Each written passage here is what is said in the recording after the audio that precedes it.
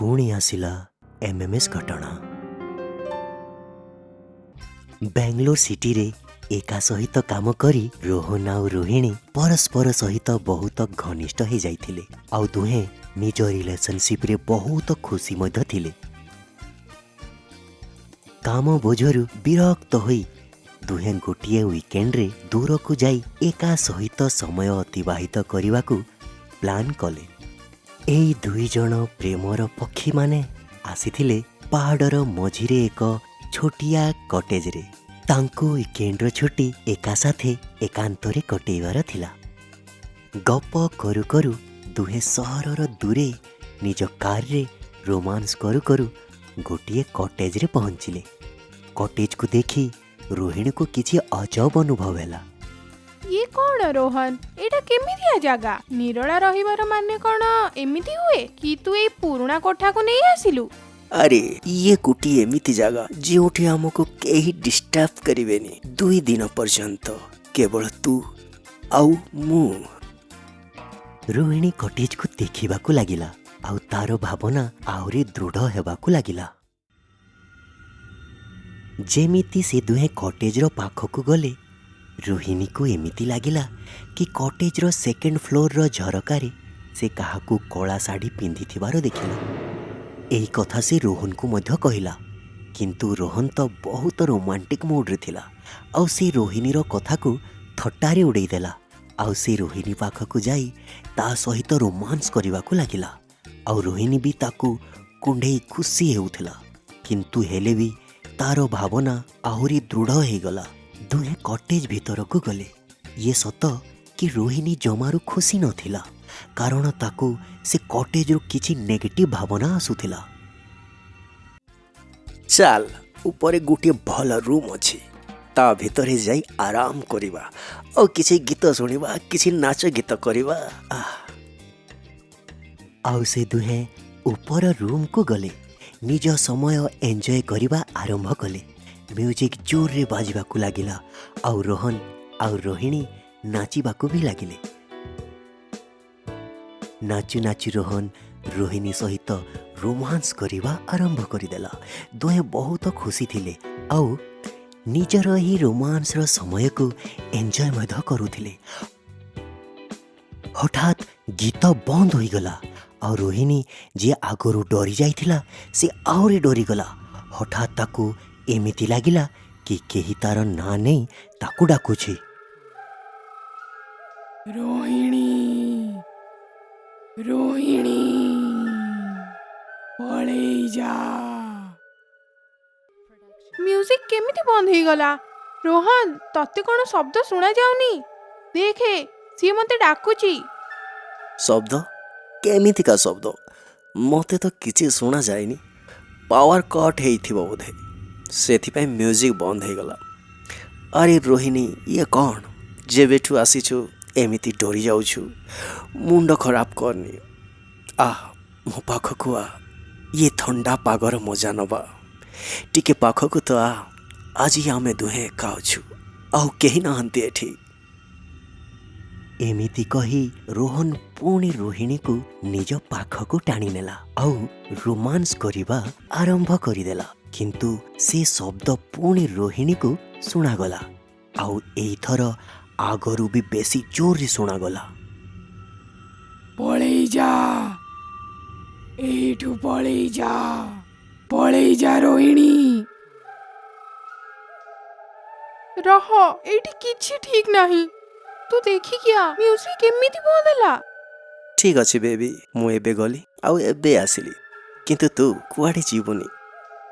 Rohan electric meter को देखिबा पाई बाहर को गला। एपटे रोहिणी एका अंधार भितरे बहुत डरी जाइथिला। रोहिणी रोहिणी रोहिणी बहुत डरी गला आउ से झरका पाखक जाई देखिला किए अच्छा सेठी। तो हठात पछरु दूररु किछि शब्द आसिला। रोहिणी रोहिणी पळेई जा। एमिति लागुथिला कि दूररु केही कथा होउछि आ पार्टी करुछि, ଏତିକିରେ ରୋହନ ଦୌଡ଼ି ଆସିଲା ଆଉ ରୁମ୍କୁ ଭିତରୁ ବନ୍ଦ କରିଦେଲା। ତାର ମୁହଁ ଜାଳ ନାଳ ହେଇଯାଇଥିଲା ଆଉ ତାର ନିଶ୍ୱାସ ପ୍ରଶ୍ୱାସ ଜୋରରେ ଚାଲୁଥିଲା। ସେ ସେ ସିଆଡ଼େ ସିଆଡ଼େ ସିଆଡ଼େ ସିଆଡ଼େ ପିଶାଚିନି, ସେ ସିଆଡ଼େ ସିଆଡ଼େ ସେଇଠି ସେଇଠି ଅଛି, ସେଇଠି ମୁଁ ଆଖିରେ ଦେଖିଲି କଳା ଶାଢ଼ୀ ପିନ୍ଧିଥିଲା ସେ ପିଶାଚିନି। ସେ ସେ ରୋହନର କଥା ଶୁଣି ରୋହିଣୀ ଆହୁରି ଡରିଗଲା ଆଉ ହଠାତ୍ ରୁମ୍ର କବାଟ ଖୋଲିଗଲା ଆଉ ରୋହନ ଉପରେ ପବନରେ ଉଡ଼ିବାକୁ ଲାଗିଲା। ତାକୁ ଏମିତି ଉପରେ ଉଡ଼ୁଥିବାର ଦେଖି ଆଉ ପିଶାଚିନିର କଥା ଶୁଣି ରୋହିଣୀ ଆହୁରି ଡରିଗଲା। ରୋହିଣୀ ରୋହିଣୀ ପଳେଇ ଯା। ରୋହିଣୀ ଚିତ୍କାର କଲା ଆଉ ଚେଷ୍ଟା କଲା ରୋହନକୁ ତଳକୁ ଟାଣିବାକୁ। ରୋହନ ତତେ କଣ ହେଇଗଲା? ଏମିତି ଉପରକୁ କେମିତି ଗଲୁ? ରୋହନ କାନ୍ଥରେ ଜୋରରେ ବାଡ଼େଇ ହେଲା ଆଉ ଧଡ଼ କରି ଭୂଇଁରେ କଚାଡ଼ି ହୋଇ ପଡ଼ିଗଲା। ରୋହିଣୀ ଏଇ ତ ସ୍ୱରକୁ କଣ ହେଲା? ଆରେ ତୁ ପୁଣି ଉପରେ କାହିଁକି ଉଡୁଛୁ? ହେ ଭଗବାନ, ଏସବୁ କଣ ହଉଛି? ରୋହନ ପୁଣି ଥରେ କାନ୍ଥରେ ଜୋରରେ ବାଡ଼େଇ ହେଲା ଆଉ ତଳେ ପଡ଼ି ଅଚେତ ହୋଇଗଲା। ରୋହନ ରୋହନ ଉଠ ଉଠ ଉଠ ରୋହନ, କଣ ହେଇଗଲା ତତେ? ରୋହିଣୀ ରୋହନକୁ ଉଠେଇବା ପାଇଁ ବହୁତ ଚେଷ୍ଟା କଲା, କିନ୍ତୁ ରୋହନ ସିଆଡ଼େ ଅଚେତ ହିଁ ପଡ଼ି ରହିଲା। ସବୁ ପୁଣି ଥରେ ଆଗ ଭଳି ଶାନ୍ତ ହୋଇଯାଇଥିଲା। ଏତିକିରେ ରୋହିଣୀ ଡରିଗଲା। ରୁମ୍ର ବାହାରେ କାହାରି ଚାଲିବାର ଶବ୍ଦ ଶୁଣାଗଲା। ଆଉ ଇଏ କ'ଣ? ସେଇ କଳା ଶାଢ଼ୀର ଛାଇ ତା ଆଡ଼କୁ ଆସିବାର ଦେଖାଗଲା। ପଳେଇ ଯା।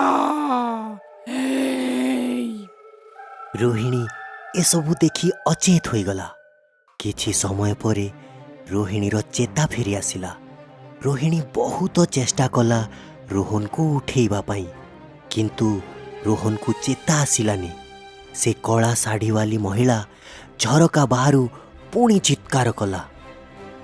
ପଳେଇ ଯା, ପଳେଇ ଯା ଏଇଠୁ। କିଛି ଆହୁରି ସମୟ ଚେଷ୍ଟା କଲା ପରେ ରୋହିଣୀ ରୋହନକୁ ଉଠେଇ ବେଡ୍ରେ ରଖିଲା। ଯେମିତି ସେ ରୋହନକୁ ବେଡ୍ରେ ରଖିଲା, ସେ ଦେଖି ଆଶ୍ଚର୍ଯ୍ୟ ହେଇଗଲା। ଉପରେ କେହି ଗୋଟିଏ କ୍ୟାମେରା ଲୁଚେଇ ରଖିଥିଲା ଆଉ ଇଏ ସେହି କ୍ୟାମେରା ଥିଲା ଯେଉଁଟା ରୋହନ ପାଖରେ ଥିଲା। ରୋହିଣୀ ବୁଝି ଯାଇଥିଲା କି ରୋହନ ତାର MMS ବନେଇବାକୁ ଯାଉଥିଲା।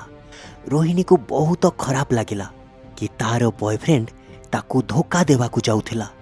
ତାପରେ ରୋହିଣୀ ବୁଝିପାରିଥିଲା କି ବୋଧେ ସେଇ ଛାଇ ଏଇଆ ବୁଝଉଥିଲା ଆଉ ସେ ଲୁଚା ହେଇଥିବା କ୍ୟାମେରାକୁ ହିଁ ଦେଖେଇବାକୁ ଚାହୁଁଥିଲା। ସେ ପିଶାଚି ପୁଣି ଚିତ୍କାର କରିବାକୁ ଆରମ୍ଭ କଲା। ପଳେଇ ଯା। ରୋହନ ଏବେ ବି ଅଚେତ ଅବସ୍ଥାରେ ହିଁ ଥିଲା। ରୋହିଣୀ ଭାବିନେଲା କି ସେ ରୋହନକୁ ଛାଡ଼ି କଟେଜରୁ ଚାଲିଯିବ।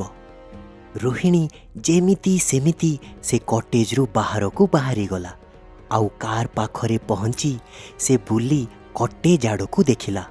ରୋହନ ମଧ୍ୟ ଗୋଟିଏ ଭୂତ ହୋଇଯାଇଥିଲା ଆଉ ରୋହିଣୀକୁ ଡାକୁଥିଲା, କିନ୍ତୁ ସେ କଳା ଶାଢ଼ୀବାଲି ମହିଳା ଚିତ୍କାର କରୁଥିଲା।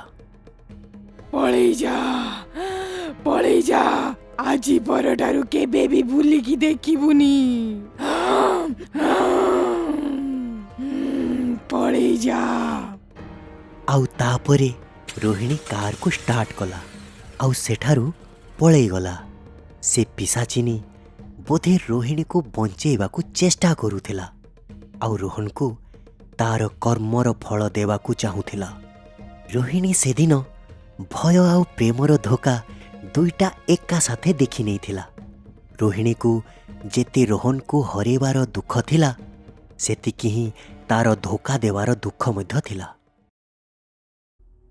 ପିଶାଚିନିର ଚଉଠି ରାତି।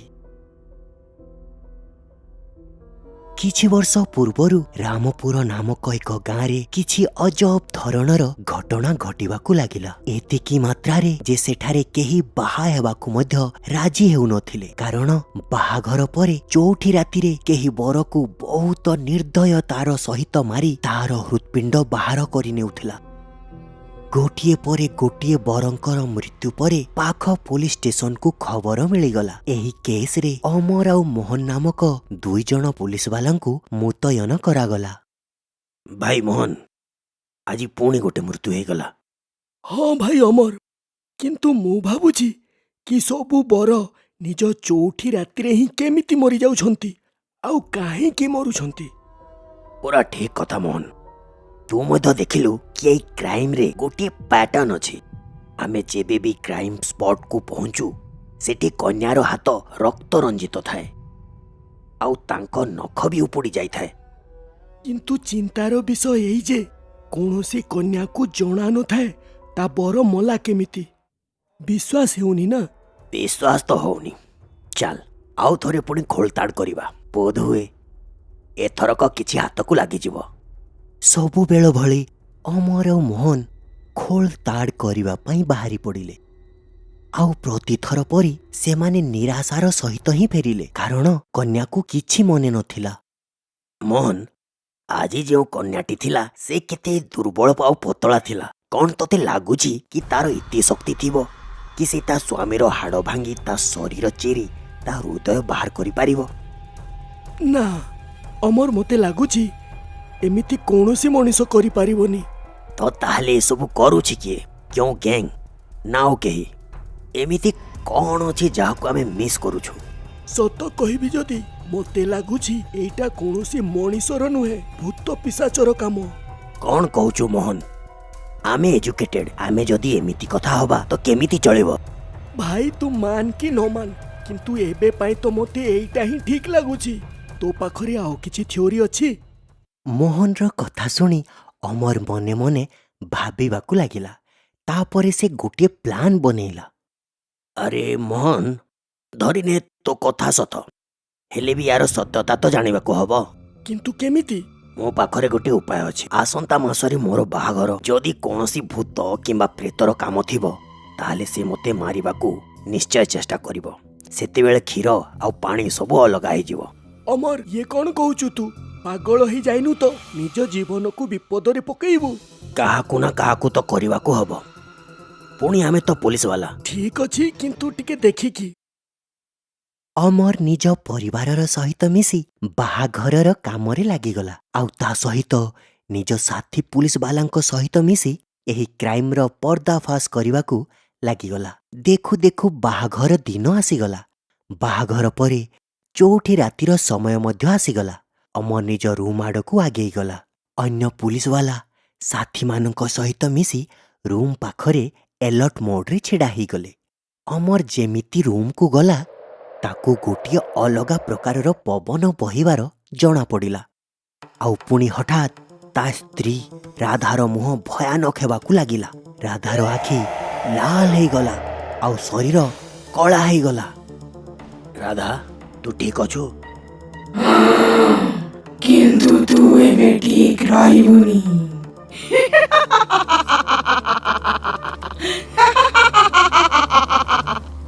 ଏତିକି କହି ରାଧା ପୁଣି ଅମର ସାମ୍ନାକୁ ଆସିଗଲା ଆଉ ତା ଛାତିରେ ଜୋର ଜୋରରେ ମାରିବାକୁ ଲାଗିଲା। କିଛି ସମୟ ଯାଏଁ ତ ଅମର ବି ବୁଝିପାରିଲାନି କି ଏସବୁ କ'ଣ ହଉଛି। ରାଧା, ଇଏ କ'ଣ କରୁଛୁ? ତୋର ଏତେ ବଳ କେମିତି ହେଲା?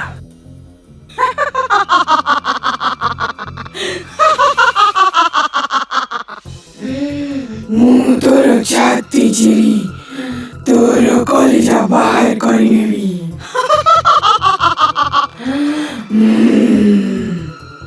ଅମର ଯେମିତି ସେମିତି କରି ସିଗ୍ନାଲ ଦେଲା। ସିଗ୍ନାଲ ପାଉ ପାଉ ପୋଲିସ ବାଲା ରୁମ୍କୁ ଆସିଗଲେ। ସେମାନେ ଶୀଘ୍ର ରାଧାକୁ ଧରି ଗୋଟିଏ କଡ଼ିରେ ବାନ୍ଧିଦେଲେ ଆଉ ଗୋଟିଏ ଚୌକିରେ ବସେଇ ଦେଲେ। ଛାଡ଼ି ଦିଅ ମତେ, ମତେ ଛାଡ଼ି ଦିଅ। ମତେ ମୋର ପ୍ରତିଶୋଧ ନେବାର ଅଛି, ପ୍ରତିଶୋଧ ନେବାର ଅଛି ମତେ। ମୁଁ ପ୍ରତିଶୋଧ ନେବି। ଛାଡ଼ି ଦିଅ ମତେ। ରାଧା ମୋ କଥା ଶୁଣ, ତୁ ତ ମତେ ଭଲ ପାଉନା। ନା ନା ନା ନା, ମୁଁ ରାଧା ନୁହେଁ, ଆଉ ନାହିଁ ମୁଁ କାହାକୁ ଭଲ ପାଏ। ତୁ ରାଧା ନହୁଁ ତ କିଏ? ଆଉ ତୁ ମତେ କାହିଁକି ମାରିବାକୁ ଚାହୁଁଛୁ? ମୋର ବିବାହର ହେଇଥିଲା, କିନ୍ତୁ ମୋ ଚଉଠି ରାତି ଦିନ ମୋ ଲୋଭୀ ସ୍ୱାମୀ ନିର୍ଦ୍ଦୟୀ ଭାବରେ ମତେ ମାରିଦେଲା। ସେ ଲୋକଟା ମୋର ହାଡ଼ ଭାଙ୍ଗିଲା, ଆଉ ମୋ ଶରୀରରୁ କଲିଜା କାଢିକି ଫୋପାଡ଼ି ଦେଲା। ତାପରେ ମୋ ଶରୀରକୁ ନିଜ ଘର ପଛପଟରେ ପୋତି ଦେଲା। ତୋ ସହିତ ବହୁତ ଅନ୍ୟାୟ ହେଇଛି, କିନ୍ତୁ ତୁ ଏଥିପାଇଁ ନିର୍ଦ୍ଦୋଷ ଲୋକଙ୍କୁ କାହିଁକି ମାରୁଛୁ? ମୋ ଆତ୍ମାକୁ ଶାନ୍ତି ମିଳିପାରୁନି। ମୋ ଶରୀରର ଶେଷ କୃତ୍ୟ ମଧ୍ୟ ହେଇନି ଏବେ ଯାଏ। ମୋ ଘର ଲୋକଙ୍କୁ ଏହା ମଧ୍ୟ ଜଣା ନାହିଁ କି ମୁଁ ମରିଯାଇଛି। ଆଉ ସେ ଚଣ୍ଡାଳ ଏବେ ମଧ୍ୟ ଖୋଲା ଖୋଲି ବୁଲୁଛି, ଆଉ ମୋ ମା ବାପାଙ୍କ ଠାରୁ ପଇସା ମଧ୍ୟ ନେଉଥାଏ। ଯଦି ମୁଁ ତତେ ନ୍ୟାୟ ଦିଆ କରେଇବି, କଣ ତୁ ଏସବୁ ବନ୍ଦ କରିଦବୁ? ମତେ ନ୍ୟାୟ ଦରକାର ମତେ। ନହେଲେ ମୁଁ ସମସ୍ତଙ୍କୁ ମାରିଦେବି ମୁଁ।